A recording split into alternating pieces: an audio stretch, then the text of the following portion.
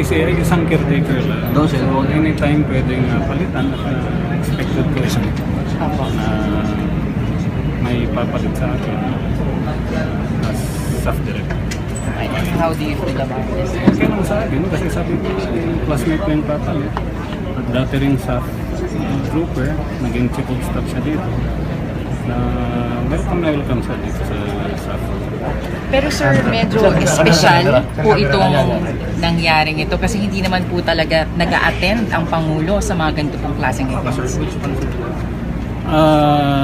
Siguro may purpose yung pagbisita ni Presidente dito. Pero sir, ito yung first time ba?